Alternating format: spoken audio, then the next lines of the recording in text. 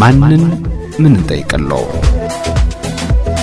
አንተ ነገር ማለም ይባላልው ከዚሁ ከአዲስ አበባ ነው የደወልኩት። ጥያቄ ምንድነው በ1978 የተሰራ የ97 የአየር ካርታ ያለው ሰነድ አልባ የሚባሉ ቤቶች ነበሩና በአጋጣሚ ተጃምዶ ነው የፈረሰው ይላሉ። ከ3 አመት በፊት ነው የፈረሰው። የሚመለከታቸውን የገላን ክፍለ ከተማ ችግሩ የተፈጠረው ምንድነው አዲስ አበባ ያኔ ኦሮሚያን ሲካለል አዲስ አበባ ውስጥ የነበረው ወደ ኦሮሚያ ክልል ገብቷል። ሰነዱ ያለው አዲስ አበባ ላይ ነው። አዲስ አበባ ላይ ነው ሰነዱ ያለው። ሸገር ገባ። ሸገር ሲገባ ቀጥታ መጥተው አፈረሱ። ሰነዳችን አዲስ አበባ ላይ ነው ያለው ብለን ደግሞ ስንጠይቅ አይ እኛ ሰነድ አልባን አንመለከትም የሚል ነገር አነሱልን። በሌላ በኩል ደግሞ ከአመትና ከ2 አመት በፊት ደግሞ አዲስ አበባ ላይ ኑና ካርታ አውጡ ብለው ደግሞ አወጡ።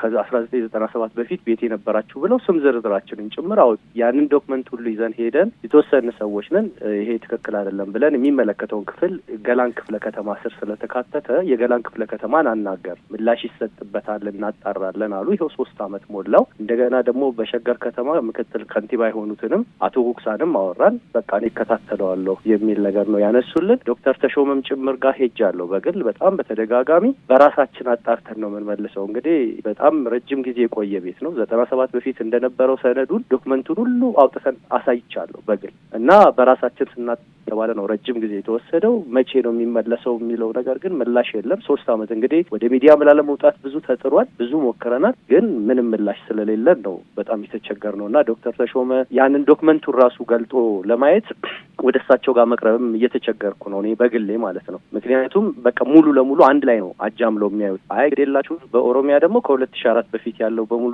ሰነድ አልባም ቢሆን ህጋዊነቱ ይታያል። አሁን የእህትና የወንድም ነው እኔ የገዛሁት ቦታ የእህትና የወንድም ነው። ነገር ግን ምንድነው ችግሩ እኔ ገዝቼ ነው ያኛው ደግሞ ገዝቶ አይደለም በሚል ብቻ ያኛው አልተነካም ይሄኛው ተነክቷል። በመሃል እየተዘለለ ነው። ይሄ ደግሞ ትክክል አይደለም። ሰነዳችን ሙሉ አዲስ አበባ ነው። ከአዲስ አበባ ከአቃቂ ቃሊቲ ሙሉ ዶክመንት እኛ እጃችን ላይ ያለው ባይታመን ከዛ ይውጣና ይስተካከልልን ነው። እስቲል ምላሽ ማግኘት አልቻልንም። እውነት ለመናገር ዶክመንታችንን ቢያዩ በእርግጠኝነት ምላሽ እናገኛለን። አሁን ሰሚን ያጣ ነው ማን ጋር እናቅርበው ማን ይልን እና በባለቤትነት ሁሉም ያምናሉ። አሁን አቃቂ ቃሊቲ ክፍለ ከተማ ያምናል ማለት የገላን ክፍለ ከተማው ገላን ክፍለ ከተማ ማናቸው የሚያምኑት ኃላፊው ዋናው ኃላፊው የእንትኑ ይሄን ስናሳያቸው በቃ ዶክመንትን አምጣ እኛ እንከታተላለን ይሉኛል። ዋና የገላን ክፍለ ከተማ ኃላፊው ማለት እንደገና ደግሞ እዚህ ሸገርም አቶ ጉክሳም መጥቼም ማዋያያቸው እናጣራለን እየተባለ እውነት ለመናገር እኛ የመንግስት ሰራተኛ ነኝ በጣም ብዙ 20 አመት ሰርቼ ነው ይሄን ቦታ የገዛሁት። ገዝተንም ደግሞ ቢያንስ ዶክመንቱ ትክክል ነው አይደለም ብሎ ምላሽ መስጠት አልተቻለም። ባለቤት የሚወስድ ሰው ነው የጠፋውና እንደው ዶክተር ተሾመ እንኳን ይሄን ዶክመንት አይቶ እውነት ዶክመንቱ ትክክል አይደለም ብሎ ቢል ኖሮ ችግር የለውም እኔም አልከራከርም። ኢቭን ሰነድ አልባ ሆኑ ብቻም ሳይሆን ህገወጥ ከሆነ ከሌላው ጋር ሌላው ነው። ይሄ 1997 እንዳለው ማህተም ያለበት የቀበሌ ሁሉ የነበረው በአጋጣሚ ስገዛ እሱን ሁሉ አስወጥቼ ነው የገዛሁት። ኢቭን አዲስ አበባ ላይ በሳምንቱ ካርታ መውሰድ ትችላለህ ተብዬ ነበር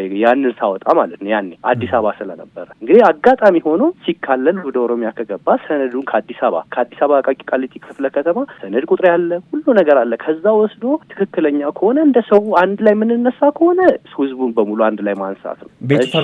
ቤቱ ፈርሷል። ከኋላ የተወሰነ መሰረት አውጥተን 60 ካሬ ግማሽ ላይ ስራበት ተብሎ እሷን እንደ መሰረት አውጥተን ነበር እንጂ ሙሉ ፈርሷል። ሙሉ በሙሉ ቤት ተሰርቶበት ነበር።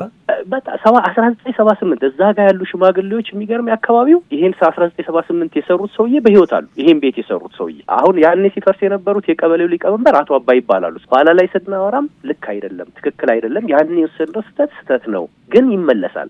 እሺ ይመለስ። እኔ የመንግስት ሰራተኛ ነኝ 3 አመት ሙሉ በክራይ ነው እየኖርኩ ያለሁትና ወደ ሚዲያም ላለመውጣት ሞክሬያለሁ። መልካም መጀመሪያ እስቲ የገላን ክፍለ ከተማ አስተዳዳሪ ወደሆኑት አቶ ክፍሌ ጋር ልደውል እሳቸውን ጠይቃለሁ። ከዛም የሸገር ከተማ የስራ ኃላፊዎችንም ጠይቃለሁ። እሺ እኔ ጌታ በጣም ነው የማመሰግነው።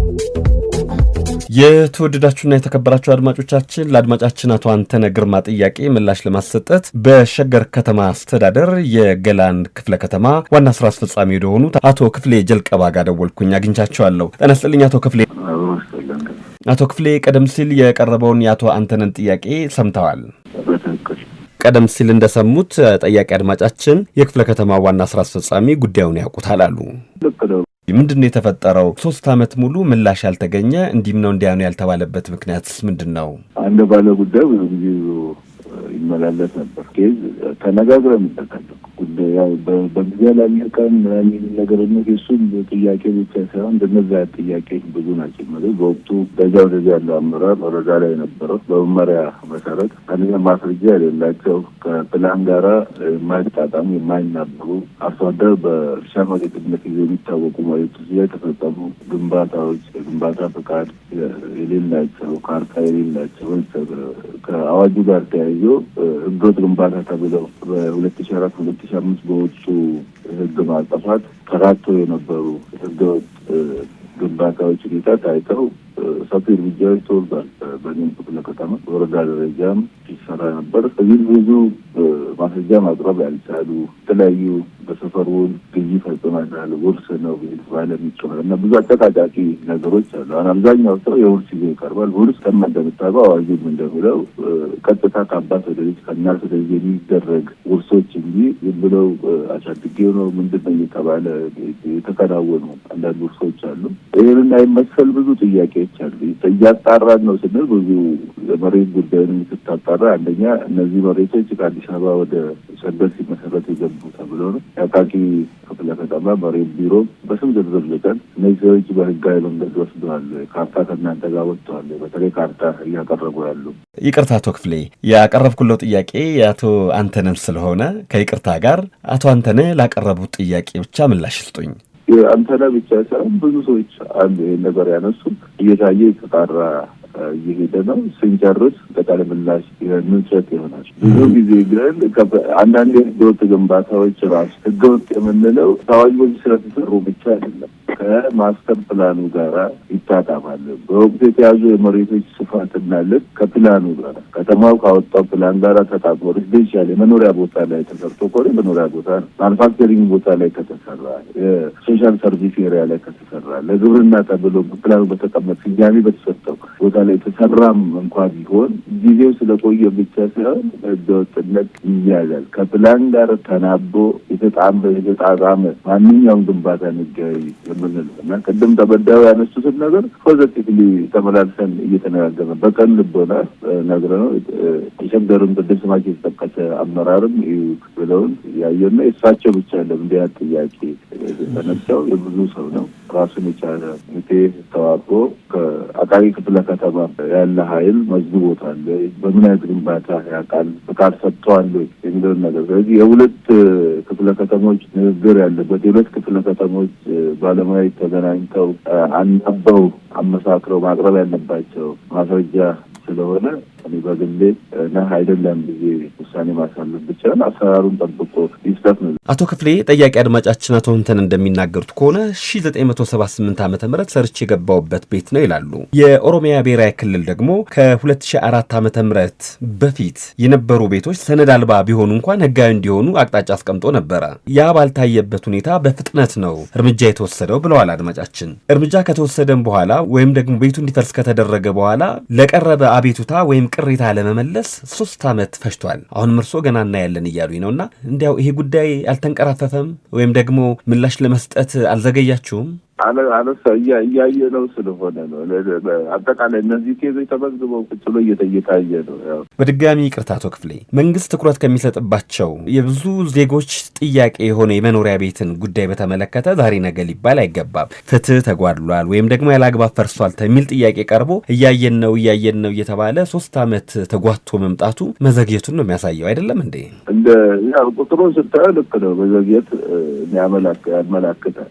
ግን እነዚህ ውስብስብ ናቸው። እኛ እንደምንለው ቁጥርም ብቻ አይተን ጊዜም ብቻ አይተን ለምን ተመልሰው አልተመለሰም ብለህ የምትሄድበት ብዙ አካል የሚሳተፍበት አንዴ የእኛ ፈቃደኝነት ነው። የታችኛው አቃቂ ክፍለ ከተማ ጋርም ደግሞ የምንፈልገው ጊዜና ልክ ምላሽ ያለማግኘት አለ። ተደራርበው ስራዎች እየሄዱ እዚህ ጋር በመሀልም ደግሞ ይነሳና እሱ ሲቆይ እንደዚህ አይነት ነገር ይከሰታል። ግን ዞሮ ዞሮ ለሌላም አገልግሎት እየዋለ ስለሆነ አሁን አብዛኛውን መሬት ቢሮ አይቶ ራሱ ምላሽ ስላዘጋጀ አሁንም መጥተው መሬት ቢሮ ላናግረው መልሳቸውን መውሰድ ይችላል እና በዚህ ደረጃ ቅድም የሳቸውን ብቻ ሳይሆን ብዙዎች ናቸው እየተነጋገርንበት ነው ብለውኛል። እየተነጋገራችሁ እንዳለ እርሶ ካረጋገጡልኝ የክፍለ ከተማው የመሬት ጽሕፈት ቤት ቢሄዱ ምን የተለየ ምላሽ ያገኛሉ? ማናገር መሬት ቢሮ አመራሮችን አናግረው ተነግሮ ያሉትን መቀበል ይችላል። አይተውትም ቢዚ አቅጣጫ ስለተቀመጠ ስለዚህ ምላሽም ተቀምጦለት ሊሆን ስለሚችል ሄደው የመሬት ጽሕፈት ቤት ያነጋግሩ እያሉኝ ነው። አቶ ክፍሌ ጀልቀባ በሸገር ከተማ አስተዳደር የገላን ክፍለ ከተማ ዋና ስራ አስፈጻሚ። ጠያቂ አድማጫችን ወደ መሬት ክፍል ከሄዱ በኋላ የተባሉትን ምላሽ ከሰማው በኋላ ደግሜ እደውልሎታለሁ። ለአሁን ግን ላመስግነው። በጠዋት ነው የደወልኩሎ። ለአድማጫችን ጥያቄ ከማብራሪያ ጋር ምላሽ ስለሰጡ እጅግ በጣም አመሰግናለሁ። መልካም የስራ ቀን ይሁንልዎ።